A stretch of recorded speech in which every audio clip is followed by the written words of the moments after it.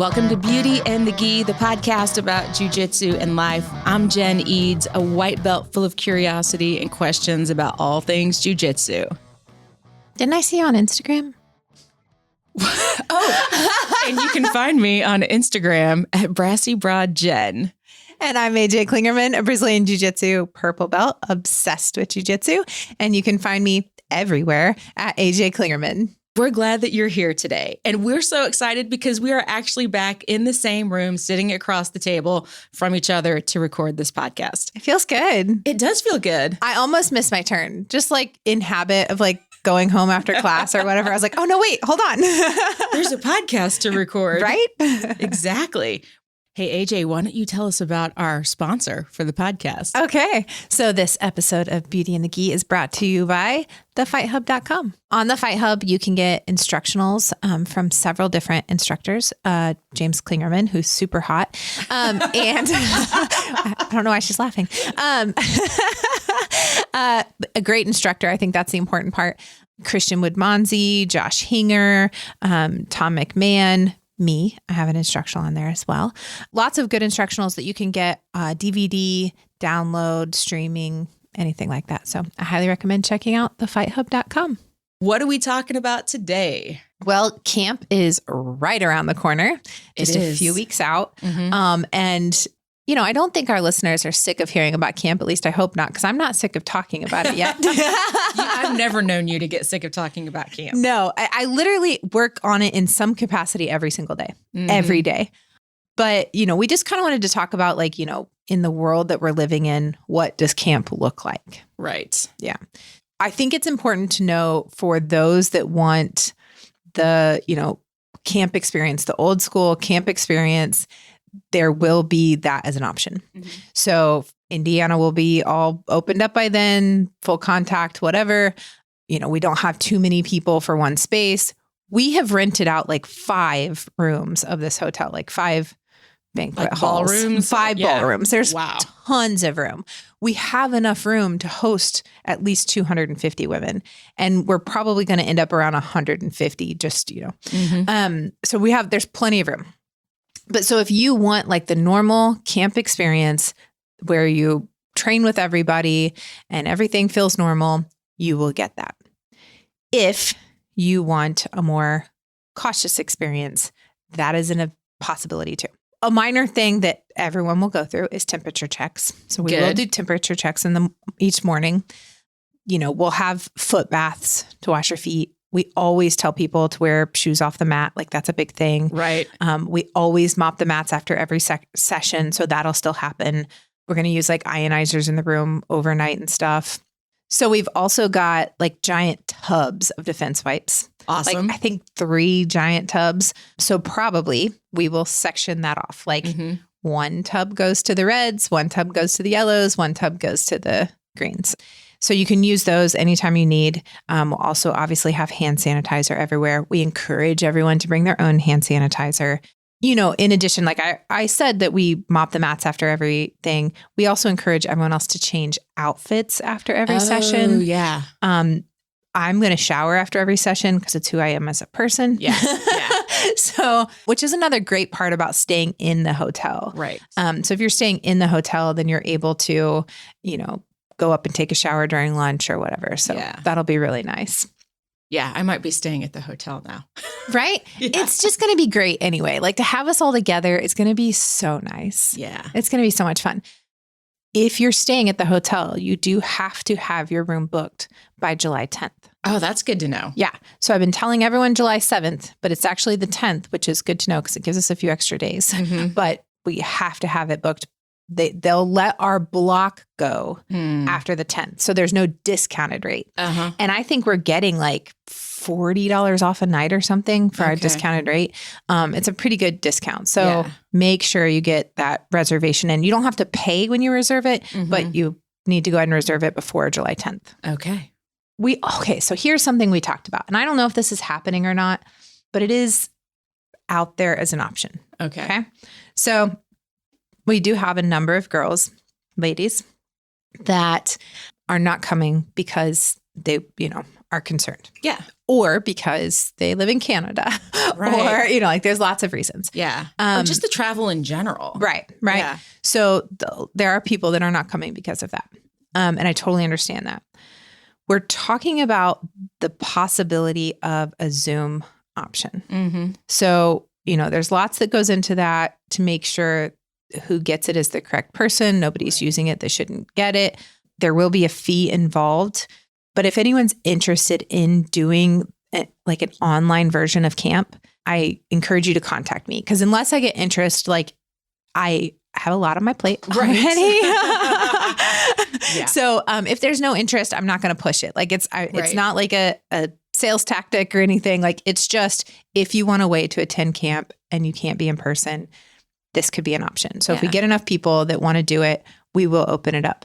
And really, like, it could be the only way dudes could attend camp. Mm-hmm. Because I think a Zoom option, I would let the guys attend as well. Yeah. So that's, if there are guys that, of course, there are lots of guys that listen to our podcast. So if there are guys that would want the Zoom option for camp, then it's the way to go. Yeah. I like it. Yeah. Yeah.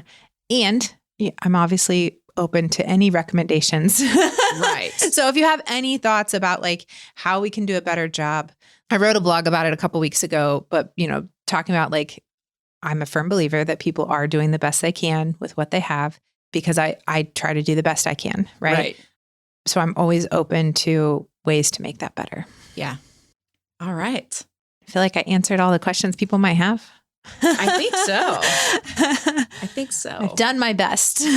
We've thought a lot about this and taken a lot of time to like look at it from everybody's angle. And, in the survey, I asked people like, what are recommendations that you have? Most of those recommendations are things that we had already talked about, already doing. We will not be requiring masks. Mm-hmm. And people go very strongly both ways on that. Yeah. Like I got more messages that were like, please don't require masks. And then I got a couple that were like, I'd prefer if people wear masks. So can people wear masks? If people want to wear masks, absolutely. Okay. I am not requiring that though. Yeah. So I think that's important to know overall. Yeah. We also will have, I sent out a big survey, and if any of the women that are coming to camp didn't get the survey, they can shoot me a message and I will get them that survey so that they can, tell me where they are. But, some people said, I'm going to bring a dummy. I'm going to bring a dummy. I'm going to drill the moves on a dummy. Great. That's fine. Some people said, I really just want to work with one person the whole weekend. I don't want contact with everyone there. Fine. Some people said, I want to stay in a small group the whole time. No matter how you do it, you'll be in a small group, but like the majority of campers will switch what group that is. Mm-hmm. The people that want to be more cautious will stay with that one small group. And each of those will have their own separate entrance. So basically the people that are extremely cautious, only want one partner, they're going to have their own doors to come through. They're going to have their own taped off place on the mat. The people that want to stay in small groups, they will have their small group space taped off on the mat. They will have a different door to come through. Nice. So we're doing everything we can to make sure that it's, laid out in a manner that makes people feel safe and comfortable. Mm-hmm. And even so we're providing breakfast, which we talked about on the last podcast. We're providing breakfast both days. And so we're going to have people that are more concerned. They'll have a separate time that they can get their food first.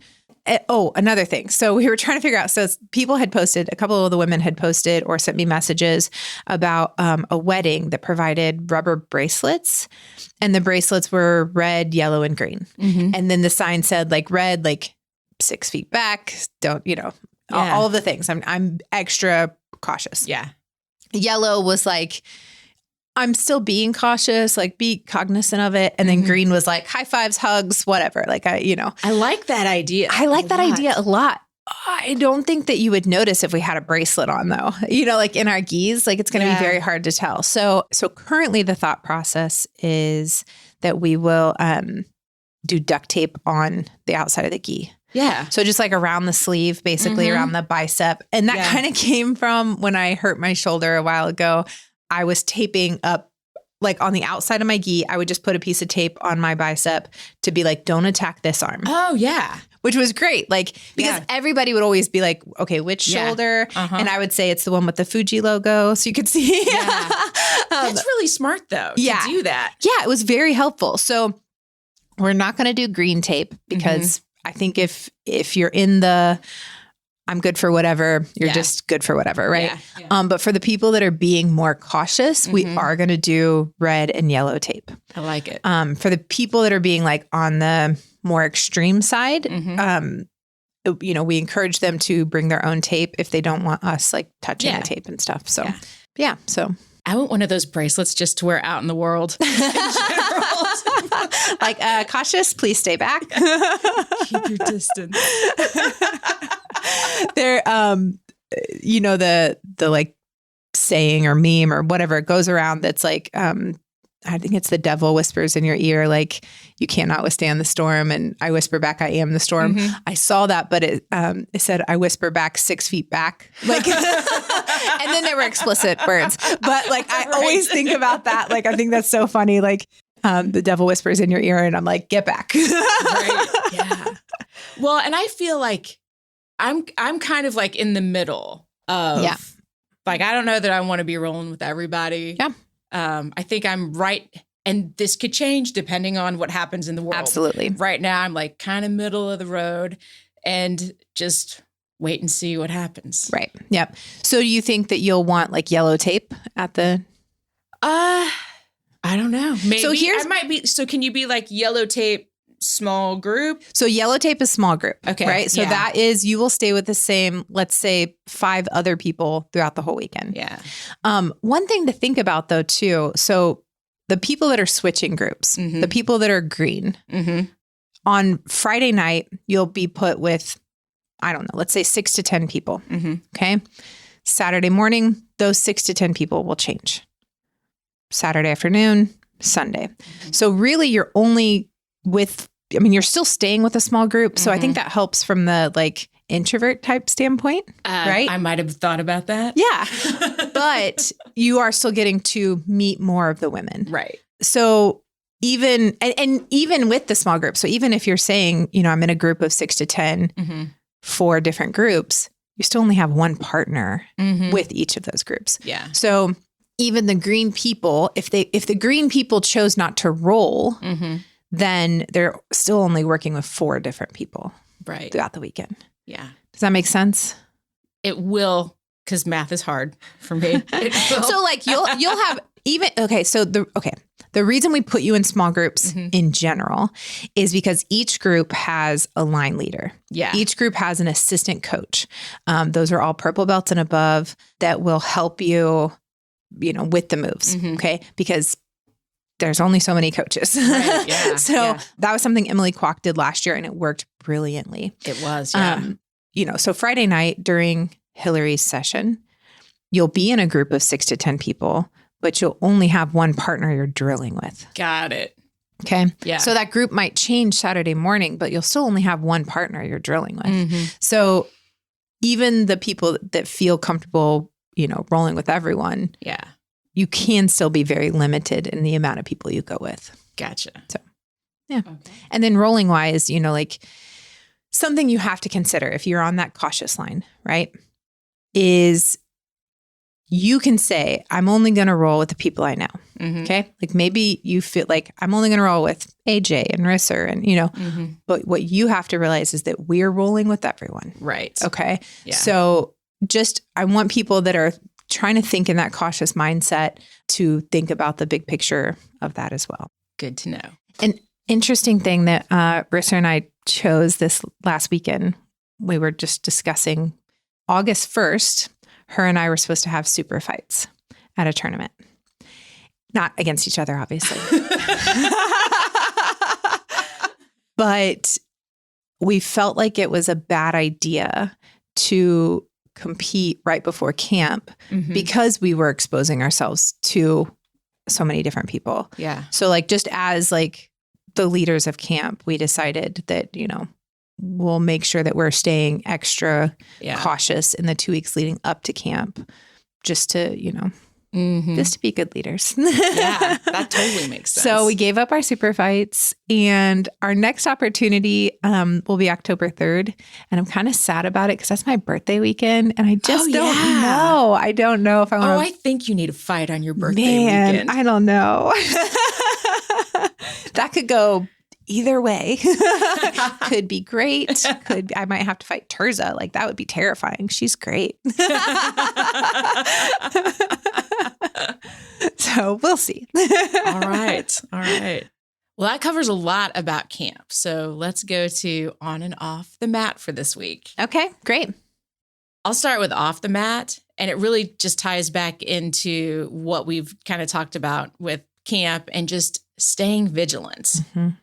And, washing your hands and using sanitizer. And if you're out and about, just running around, put your mask on.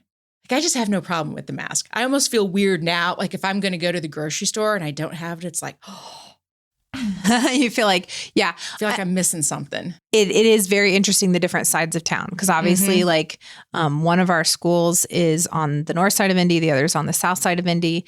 And the culture in both areas is very different. And yes, masks makes that very apparent. So one area, everyone's wearing a mask, and one, virtually no one is. Yeah. It's very interesting. Let me guess. I'm not going to say. I bet you can figure it out based on your surroundings. And what's your on the mat tip for this week? My on the mat tip is to adopt a white belt. So we were talking about this in the locker room the other day. And white belts included, this isn't about teaching them jiu-jitsu. This is about making someone feel comfortable. Yeah. So even if you've only been around 6 months or 3 months or whatever, like, when someone new comes in, adopt them, take them under your wing, help them through the journey, make them feel more comfortable. Like, I really want people to feel like they belong on our mats, on our team, in our family. So, that's my big advice. That's my big on the mat tip, is adopt a white belt. I love it. I feel like I have lots of kind of on the mat mentors. Yeah. Looking out for me. And it's nice. It's helpful, especially coming in as a white belt. The one good thing is, there's multiple, but one of the good things is that, if that's my person, that's my guy, that's my girl, whatever, and you don't see them for like a week, then I need to contact them. Like, hey, haven't seen you in class. Just wanted to make sure everything's okay. Yeah. And that's huge for people. That might be just what they needed to feel like, okay, someone notices I'm not there, and makes them want to come back. Yeah. Yeah, definitely. Well, that's it for this episode of us actually being back together. Yeah. Guess who's back? Back again.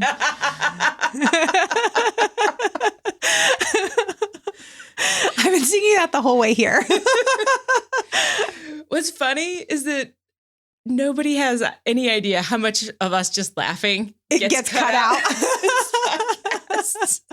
Well, it's me as a person as well. Exactly. They'll just hear it at the end because that's always fun.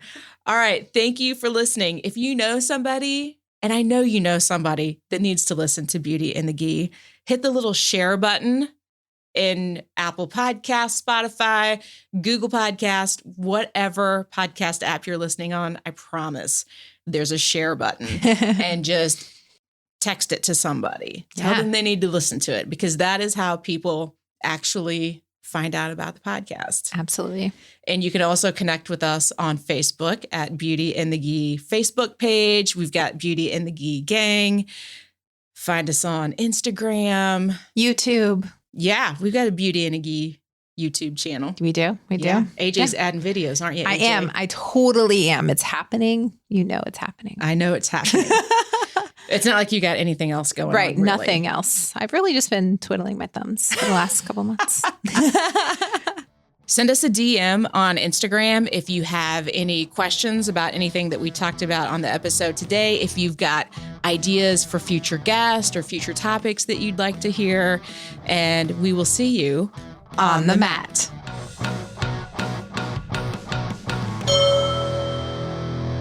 This has been a production of the Brassy Broadcasting Company.